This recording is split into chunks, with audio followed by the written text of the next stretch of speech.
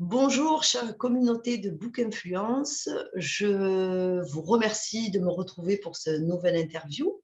Aujourd'hui, j'ai la chance de recevoir Philippe, mon père, qui vient de nous parler de son premier livre édité, mais pas écrit,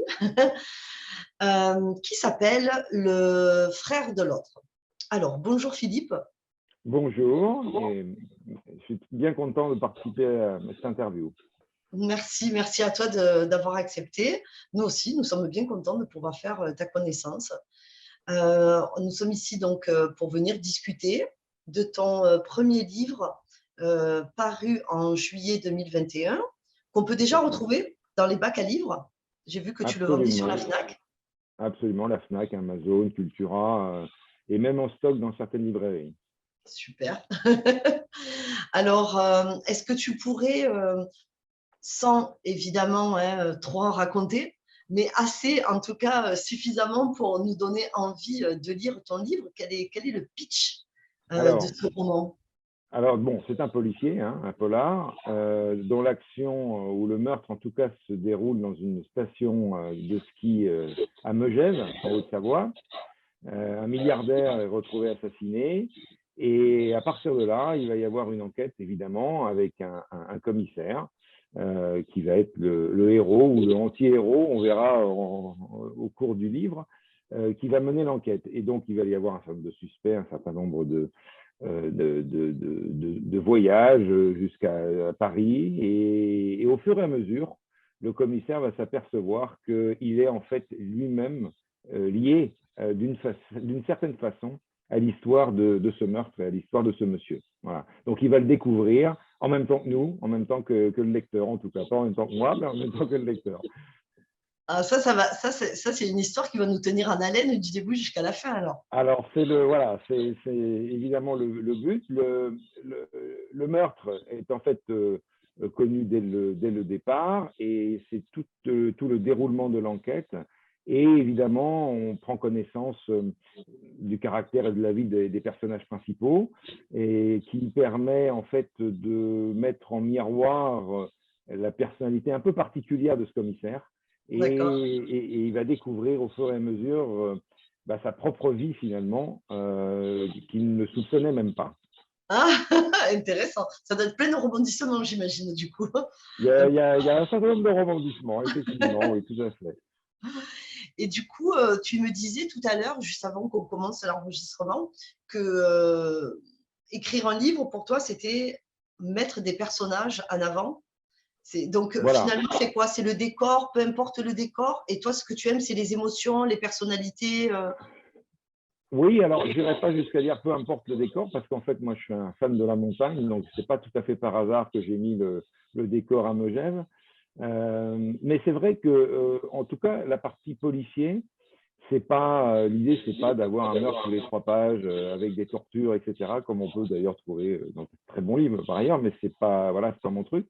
Moi, c'est effectivement utiliser la trame policière pour découvrir des personnages, pour faire découvrir des personnages et leur donner une consistance finalement, chacun différente, et les interactions entre eux, et comment ça fait effectivement avancer l'enquête quand Oui. même, évidemment, puisqu'à la fin, il faut quand même que le lecteur sache ce qui s'est passé.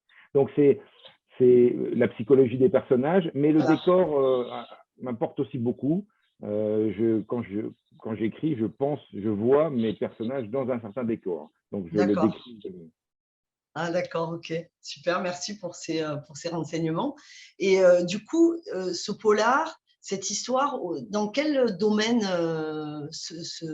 va-t-il se développer, cette histoire? Tu dis que c'est la montagne, mais est-ce qu'il y Alors, a… Alors en fait, c'est la montagne, c'est parce que c'est un milliardaire qui est assassiné, donc qui vit à Paris, mais qui a une résidence secondaire à Megève. Donc là, et le commissaire, lui, est basé à côté de Megève, dans un commissariat qui est une ville qui s'appelle Salanches, qui existe Mhm, évidemment. Et donc, en réalité, l'idée, c'est parce que ce commissaire est un ancien du 36 quai des Orfèvres de Paris, et mhm. qui, pour des raisons qu'on découvre dans le livre, a été muté à Salanches. Et en réalité, ce qui va se passer, c'est que comme c'est un milliardaire, évidemment, ça ne peut pas être une enquête qui va rester locale. Bon, les journaux vont en parler, etc. Et donc, le 36 des Orfèvres va également être impliqué. Et lui va revenir un petit peu interagir avec ses anciens collègues. Et comme je disais, en fait, tout ça, c'est j'allais dire, c'est une trame qui… Les personnages avancent en même temps que la découverte des différents suspects qui vont un à un être éliminés, puisqu'évidemment, il n'y en a qu'un qui a finalement commis le meurtre. Donc voilà, on va découvrir ça en même temps que le commissaire. Est-ce que ça se passe dans la sphère politique ou financière? Ah, il y a effectivement un suspect dans la sphère politique. Donc, il y a des suspects qui sont un petit peu partout. Ah, Il y a un du coach sportif, bon, enfin, après, je ne peux pas trop vous en dire, mais Non, non, voilà. non, Donc, non, surtout pas, surtout pas. Mais du coup, toi, quand tu commences à écrire ton livre, est-ce que ce sont, par exemple, des milieux que tu as fréquentés, hein, la police ou la politique ou les hommes très riches aussi, ou est-ce que c'est vraiment, ça vient de ton imagination ou de ce que tu as pu lire ou découvrir alors, en cherchant? oui, je comprends ta question. C'est un peu un mix des deux. La montagne, je connais bien. Il se trouve que professionnellement, j'ai été amené à témoigner dans une affaire financière, une brigade financière.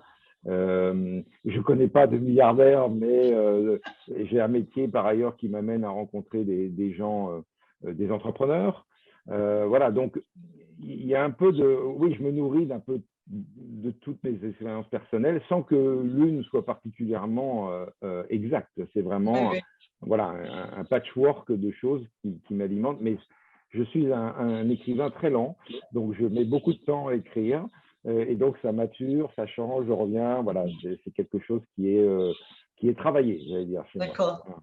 Du coup, ben, pour rebondir sur ce que tu as dit, combien de temps il t'a fallu justement pour écrire ce bouquin? Presque 2 ans. Ah, tu es allé tranquille. Oui, ouais, j'y vais tranquille. Et en fait, ce qui me prend beaucoup de temps, c'est très souvent la relecture. J'aime, alors j'espère que ça se voit, mais j'aime employer les bons mots et j'allais dire, les tournures de phrases et également le rythme dans les phrases et dans les Eh oui, paragraphes qui retransmet certaines émotions ou pas. Hein. Et ça, j'aime, je reprends. Et à un moment donné, il faut que je me fasse violence en disant, bon, le livre est fini. Voilà, c'est le syndrome sinon de je la continue. perfection. Voilà, sinon je continuerai toujours à les écrire. Donc voilà, donc à un moment donné, je me stoppe moi-même, mais j'aime bien être assez satisfait de ce que je fais moi-même. Voilà, donc Déjà, après, déjà, bien sûr, bien sûr. Donc, un super polar où la psychologie des personnages sont mis en avant, leur interaction dans le monde un peu tout à fait. financier, politique, et avec beaucoup de suspense et de rebondissements. C'est ça, Ça donne envie de le c'est un lire, en très tout bon cas. résumé, bravo. Ça donne très envie de le lire. Ça fait longtemps que je n'ai pas lu un polar, je me dirais bien un polar. Tu sais quoi, Eh Philippe? ben écoute, Ouais, ouais, ouais, ça me donne bien envie, quoi. Du coup, pour parler un petit peu de toi, de l'écrivain, hein, de l'auteur, quels sont, par exemple, où est-ce que tu vas chercher tes inspirations? Est-ce que tu as je sais pas, c'est ta vie évidemment en général, mais est-ce oui, que toi, il alors y a des choses sur lesquelles tu rebondis qui peuvent te donner de je, l'inspiration ou tout vient de ton imagination je vais peut-être, le fait est que ce sont des rêves récurrents Ah, que je fais par moment, mais alors des rêves qui ne sont pas toute une histoire, mais qui sont une sorte de scène et qui se répètent et qui se répètent et qui se répètent. Et en fait, c'est comme ça que j'ai commencé à écrire. C'est ah, qu'à un moment donné, je me suis dit, mais comment je vais me libérer de ces… J'ai envie de rêver d'autre chose. Et c'est en écrivant cette scène et ensuite en la faisant lire. Donc j'ai 3 enfants, donc j'ai fait lire à ma fille aînée qui avait trouvé ça. J'avais fait une nouvelle en fait à la base de quelques pages et qui m'a dit non mais ça faut faire un roman, c'est trop court, etc. Donc et au moment où j'ai écrit, et ben en fait j'ai commencé à rêver d'autres choses. Et puis il s'est passé un certain temps et j'ai eu de nouveau d'autres rêves récurrents qui ont donné lieu donc à d'autres écritures, dont le prochain roman là, qui devrait sortir au mois de juin. C'est le même processus. Alors évidemment, encore une fois, c'est la base, c'est une sorte d'idée bien sûr. centrale. Et autour de ça, après, c'est l'imagination, c'est du travail. Hein, oui, Oui. voilà, il faut. Et puis je suis un peu analytique, donc je me fais des tableaux. parce que le policier, il a ça pour moi de particulier, c'est que il faut pouvoir relier intelligemment les différentes dates, les différents lieux, les fêtes, etc. Il faut que c'est une certaine cohérence. Et donc, je me fais des tableaux avec des petits liens, etc. Voilà. Oui. Donc, C'était mes mots des pour tes mémos, documents. voilà, exactement. Et donc, tout ça, au bout d'un moment, fait le bouquin, quoi. Donc, C'est super intéressant ce que tu me dis à propos de tes rêves, parce que j'ai interviewé il y a quelques jours Louis Mariel, qui a écrit aussi un bouquin, et qui me disait en fait que l'histoire a été inspirée d'un rêve. ouais, donc voilà, tu vois, C'est ça. Il me c'est disait, impressionnant, hein. je me suis réveillée en ayant cette conviction que cette histoire, il y avait quelque chose. Il me fait, j'ai Oui, commencé à écrire là-dessus et voilà quoi. C'est moi, dingue, c'est hein? encore, je dirais, le niveau d'avant, c'est que moi, j'avais pas l'intention forcément de l'écrire, mais c'était une sorte de libération. Voilà, Ouais, c'était c'est ça quelque chose. aussi. J'étais content d'écrire ça, ça me faisait du bien. Et du coup, bon, ça, j'ai pas commencé très jeune, hein, j'ai dû commencer à écrire il y a une quinzaine d'années. Et, euh, et par la suite, c'est ce que je fais quand j'ai des choses, etc. Bon, du coup, j'écris. Et alors, j'écris des tas de choses que personne ne verra jamais d'ailleurs, mais des petites nouvelles, des histoires, etc. Et quelquefois, voilà, donc à quelques reprises, je me suis dit, bon, ça, effectivement, il y a une trame suffisante pour en faire un livre, quoi, parce que sinon, ça reste au niveau des nouvelles. Oui, ça, limite, alors en plus, c'est comme si ton processus créatif n'était pas exploité et il vient se réveiller à travers tes rêves et te pousse à être libéré. Il trouve ce chemin-là jusqu'à ta conscience pour pouvoir libérer une création, quoi. C'est génial, en fait. C'est exactement ça. C'est exactement ça. Oui, tout à fait. Limite, si tu te libères pas, c'est pas bon. Ça pourrait en devenir un cauchemar de ce rêve. Ça La deviendrait récurrence. obsessionnel. Ouais, exactement. La récurrence deviendrait obsessionnelle. Donc, oui, ça m'a fait beaucoup de bien, en fait, d'écrire. Et donc, C'est ça, ouais. après, j'ai hésité longuement avant d'essayer de les faire publier. Bon, comme tout le monde le sait, faire publier un bouquin, c'est pas évident. Mais je m'étais dit, bon, voilà, moi, finalement, j'ai trouvé ce que je cherchais, j'ai écrit, ça me fait du bien. Et puis finalement, je trouve que cette expérience de publier et que d'autres personnes. Alors le livre, quand on le publie, ça c'est une histoire bien connue, il ne nous appartient plus vraiment. C'est-à-dire que Oui, toi, oui. tu vas le lire d'une certaine façon, pas forcément 100% de la façon dont je l'ai pensé moi. Mais du coup, ça enrichit encore plus quand on me parle des retours, on explique comment on l'a lu et c'est vrai que c'est très intéressant, quoi. C'est une Ah autre oui. encore aventure. C'est ça, les retours des gens. Moi, j'écris un peu de poésie spirituelle, c'est pareil. Des fois, je les D'accord. écris à partir d'une émotion, de quelque chose qui m'est vraiment intime et personnel. Et puis, j'ai des retours de gens où je vois qu'en fait, en fin de compte, eux, ils l'ont compris complètement différemment, quoi. C'était C'est ça. mais pas du tout dans la même optique que la mienne. Et là, je me dis, ah oui, d'accord, chacun de nous avons nos filtres, nos propres, oui, nos propres émotions, notre propre monde intérieur. Et du coup, c'est vrai qu'une fois qu'on le partage Ouais. avec les autres, c'est parti, C'est quoi. c'est parti. Puis c'est la magie de l'écrit par rapport au visuel. Le Ouais. visuel impose beaucoup plus une certaine vision. Voilà, alors que l'écrit laisse libre à chacun de finalement retranscrire dans sa tête ce qu'il lit d'une Ouais. façon ou Et d'une puis autre, quoi. Donc, d'être d'être touché touché, différemment, quoi, absolument. parce que moi, j'ai pu avoir des retours de personnes qui étaient vraiment, qui me disaient, waouh, j'ai l'impression que tu m'écris à moi, que tu me parles à moi quand Oui, tu parles de ça, oui, quoi. C'est dingue comment on se dit qu'en fait, on a vraiment on va dire, cette chose collective, cette conscience collective qui nous c'est unit ça. finalement, hein, Ouais, parce que tout ce qui est individuel se absolument. retrouve dans le collectif, quoi. C'est assez merveilleux de pouvoir impacter comme ça des milliers de gens avec juste quelques. C'est magique. Ouais, c'est magique, c'est vrai, c'est assez magique. Et pour terminer notre super interview, je voulais savoir un petit peu quel est est-ce que tu as d'abord un rituel pour écrire? Est-ce que tu as besoin de certaines conditions pour te mettre à écrire? Ou au contraire, tu peux, comme certaines personnes, écrire dans le bruit, assis dans un café, par exemple? Ah oui, non, j'ai besoin d'un certain rituel. Moi, je n'écris pas à la main, je tape sur l'ordi, donc j'ai besoin d'un ordi. Déjà? Et en revanche, j'ai pas de, j'ai pas d'une façon temporelle, ça peut être le matin, le soir. Bon, il n'y a pas de. Je suis mes envies, en fait. Voilà, je suis mes Oui, envies. Et ça arrive quelquefois où je me mets à l'ordinateur et finalement, bon, je suis pas très content de ce qui se passe. Bon, bah, j'arrête et puis je reprends un autre jour. Voilà. En revanche, non, j'écris pas à l'extérieur de mon bureau, par exemple. Euh, j'ai besoin de me sentir, enfin ça c'est vrai pour tout ce que je fais, j'ai besoin de me sentir concentré, oui. voilà, dans mon élément, Dans ton silence, dans le dans mon silence. silence, dans le silence, absolument, oui, oui, Ouais, complètement. voilà, c'est ça. C'est ça.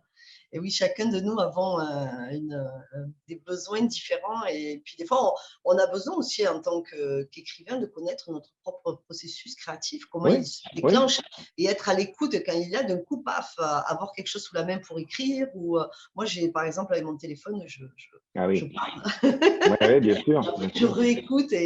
Parce que c'est vrai que quand l'inspiration, elle est là, Il faut euh, prendre, oui. tu as vu, tu as dû t'en apercevoir qu'il y a un truc Ouais, qu'on a, et si on ne l'écrit pas, ou quelque part, si on ne le ouais, mémorise pas, c'est perdu, hein, ouais. en C'est fait, hein. perdu, absolument. Je suis Je bien suis d'accord. certaine qu'il y a des idées, 1000 idées géniales comme ça qui se sont perdues et qui continuent à flotter dans l'univers. Eh bien, écoute, merci Philippe pour cette interview. Je répète le nom de Merci à ton toi. livre, merci, Le frère de l'autre, que nous pouvons déjà retrouver en magazine, dans les magasins, pardon, et dans les librairies. Tu vas éditer un deuxième Alors, il faut livre. peut-être spécifier que l'éditeur, c'est Sidney Laurent, parce que je Oui. me suis aperçu qu'il y avait un autre livre qui s'appelait Le frère de l'autre. Donc, voilà. C'est Ah le oui, c'est mien. important. Voilà, le mien, c'est Sidney Laurent. Le frère de l'autre de Philippe, mon père. Oui, alors là, il n'y en a qu'un. Voilà. Et donc, on aura peut-être l'occasion de se revoir l'été 2022 pour présenter ton second livre. Je te le souhaite. Avec grand plaisir. Ouais, moi aussi, avec beaucoup de plaisir. Je te remercie encore une fois. Je vous remercie à vous de nous écouter. Et voilà, je vous invite à vous abonner à la chaîne, de mettre la petite alarme pour recevoir les dernières vidéos. Nous allons faire d'autres vidéos encore pour tous les auteurs amateurs, vous qui écrivez. Si vous avez besoin d'aide, de relecture, de correction, d'avoir un peu de visibilité, de pouvoir éditer, n'hésitez pas. Book Influence est vraiment une super plateforme qui va mettre à votre service plusieurs choses qui vont pouvoir vous aider à écrire, mais aussi à éditer vos bouquins, vos œuvres, qu'elles ne restent pas au fond d'un tiroir. Voilà. On a tous la possibilité, et puis c'est un plaisir aussi de pouvoir partager aux autres ce que nous écrivons. Je vous dis à bientôt. Je vous remercie. Merci Philippe. Et Merci beaucoup. je te souhaite une belle journée et je te dis à bientôt. Bye bye.